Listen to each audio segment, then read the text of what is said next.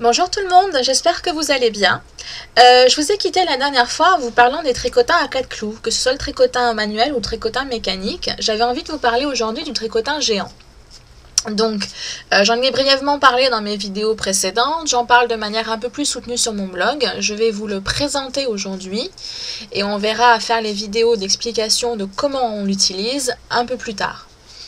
Quand on parle de tricotin géant ou quand on va surfer sur internet pour avoir un petit peu des idées de ce que c'est, on va avoir deux styles de tricotin qui vont se dessiner. On va avoir des tricotins en plastique et des tricotins en bois.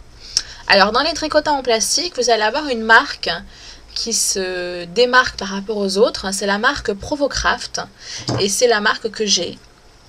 Et dans cette marque-là, vous allez avoir deux modèles différents, donc des tricotins longs et des tricotins ronds. Alors vous avez des tailles différentes pour chaque modèle, environ 4 tailles pour chaque modèle. Mais au niveau des tricotins en plastique, vous avez également une autre marque. Alors je ne saurais pas vous dire le nom parce que je ne l'ai plus en tête, mais elle vous donne d'autres modèles différents avec d'autres possibilités.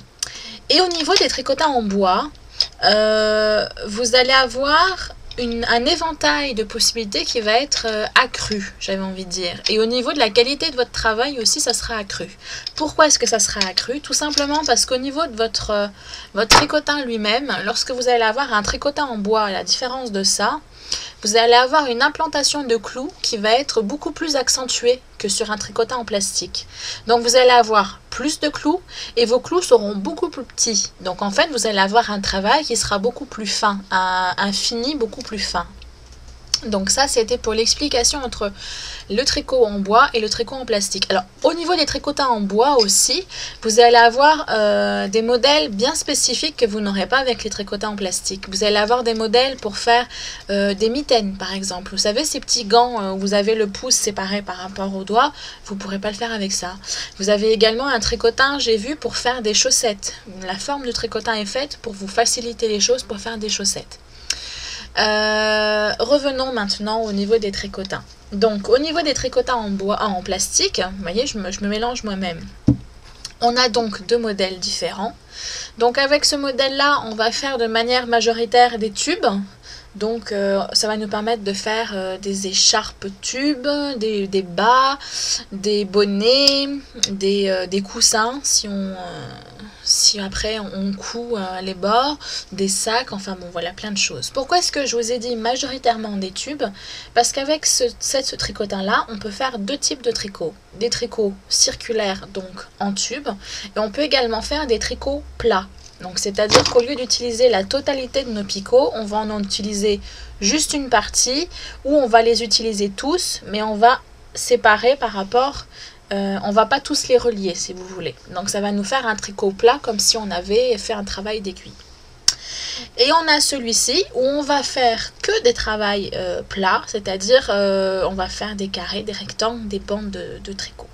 Donc pour l'instant, je vais le mettre de côté, juste que vous voyez, je voudrais faire une comparaison pour que vous voyez la différence de la grosseur des picots entre le plat, le plat et le rond.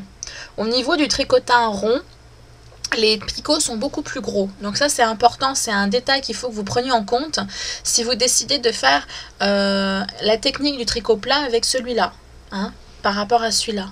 Donc ça dépend le rendu que vous voulez avoir avec au niveau de votre projet.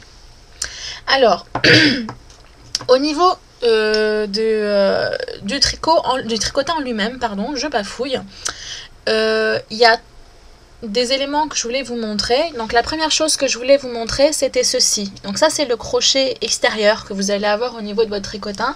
Vous en avez également sur le long, hein, vous en avez deux, un à chaque côté.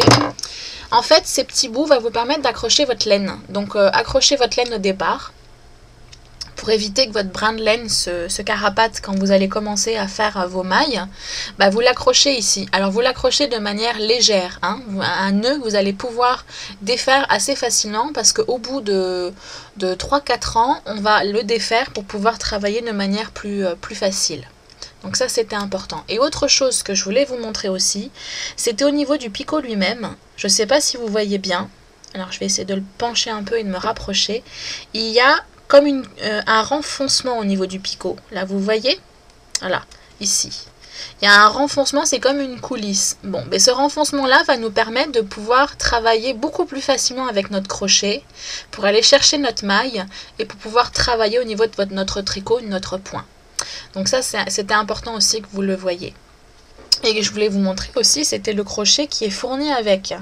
Voilà, ça c'est un crochet qui est fourni avec votre tricotin. Donc vos tricotins si vous prenez un lot ou le tricotin si vous le prenez tout seul. Donc voilà. Donc c'est un crochet pardon, spécial. Donc c'est beaucoup plus simple que si vous preniez un crochet normal que vous avez dans votre trousse à aiguille. Quoi vous dire d'autre? Ben si, je vais vous parler de la grosseur de la laine. Hein, j'ai été très précise lorsque je vous ai fait la vidéo des tricotins à 4 clous. Je vous disais de la laine fine et pas de froufrou, pas de laine fantaisie.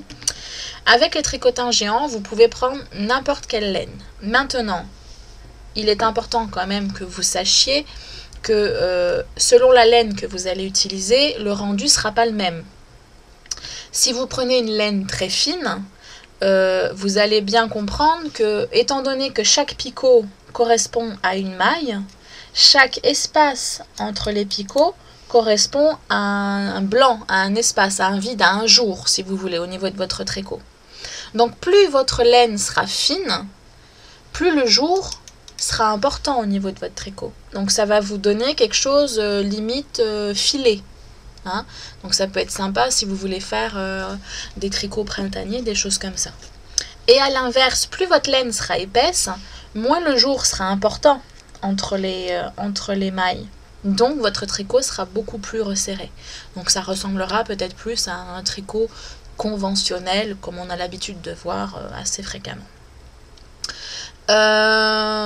Au niveau, si vous voulez absolument utiliser un fil fin, vous pouvez toujours essayer de le doubler ou de le tripler, mais bon, c'est peut-être vous compliquer la tâche au départ. Quand vous voulez, pour comprendre bien le fonctionnement du tricotin, c'est peut-être vous compliquer la tâche. Parce qu'au lieu d'avoir une maille avec un brin de laine, vous allez avoir une maille qui va correspondre à 2 brins de laine. Donc là, peut-être que ça va vous faire cafouiller, vous allez mélanger des brins de laine au niveau des mailles. Donc peut-être débuter dans la simplicité, vous prenez une laine fine ou une grosse laine, comme vous voulez, et vous travaillez pour bien apprendre les points précis. Au niveau de la laine fantaisie, c'est pareil, il n'y a absolument aucun interdit parce que vous pouvez la travailler facilement. Maintenant, c'est peut-être pas vous faciliter la tâche pour débuter. Peut-être qu'il est plus approprié de commencer par une laine basique, simple, que par une laine froufrouteuse avec plein de petites bouclettes partout. Gardez ça pour quand vous aurez déjà fait 1 ou 2 projets et que vous aurez déjà compris le principe et que là, après, vous aurez déjà le coup de main, si vous voulez. Écoutez, je pense que j'ai fait le tour de ce que je voulais vous expliquer. Maintenant, je vais faire les vidéos où là, je vais vraiment aborder de manière plus précise et plus démonstrative comment démarrer le projet, comment finir le projet, les différents points. Exactement comme au tricot à aiguille, vous allez avoir des points, le point mousse, le point jersey, le point de riz, les torsades, etc. Donc, je vais essayer de vous faire une vidéo à chaque fois pour vous expliquer. Et j'espère que ça va vous aider. Donc d'ici là, vous pouvez toujours essayer de me poser des questions. S'il y a des choses que vous n'avez pas compris, vous pouvez me poser des questions à l'avance sur des sujets que si vous voulez absolument que je traite certains sujets. Et voilà, je pense que j'ai fait le tour. Donc je vous dis à bientôt. Et d'ici là, amusez-vous. Bye bye.